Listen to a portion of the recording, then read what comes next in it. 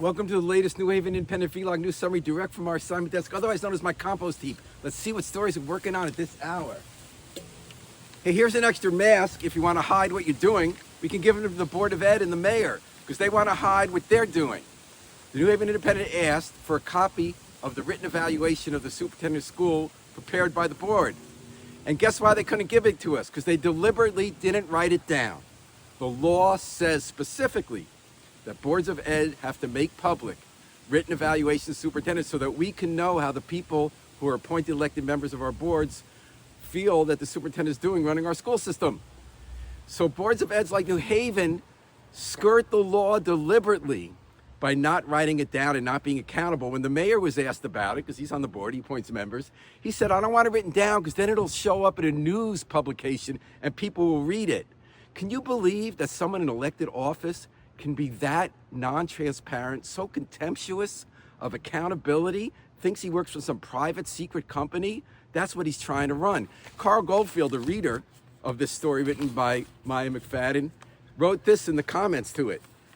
I bet the same people refusing to disclose this legally mandated public information sit around with their friends and colleagues bemoaning the lawless stonewalling and disregard of the press by the Trump administration.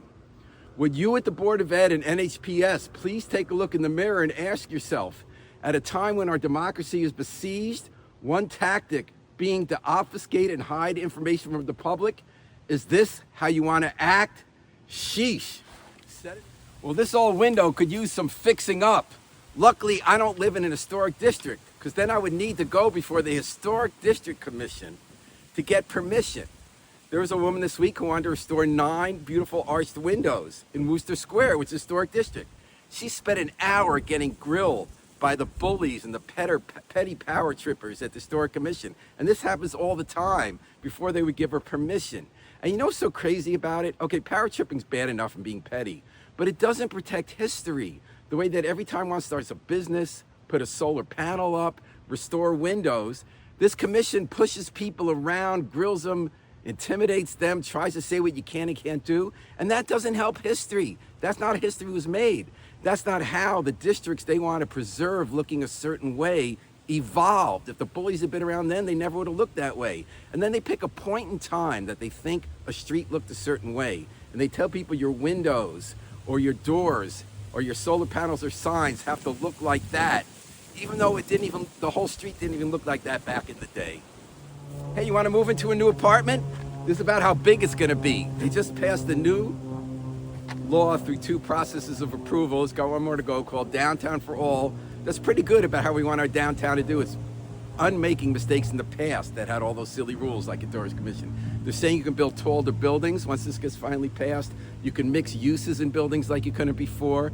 And you can have apartments be as small as 400 square feet in some of these new buildings. Now, I don't think we should tell people they can't do that if they want to live that way. But for me, I think I'd rather live in my compost heap than this little matchbox. Well, here's the soup pot, because I want to wish a fond farewell from New Haven to the guy known as Soup by his friends, Anthony Campbell. He's the police chief of Yale. He was the police chief at New Haven Police Department before that. He was a great community cop, came out of Yale and Yale Divinity School, and now he's been wooed away from our city by Cambridge, by the Harvard Police Department to run their police department.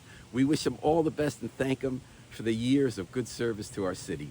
Until next time, this is the New Haven Independent Vlog News Summary. Remember, always pick up and recycle our trash while we still can.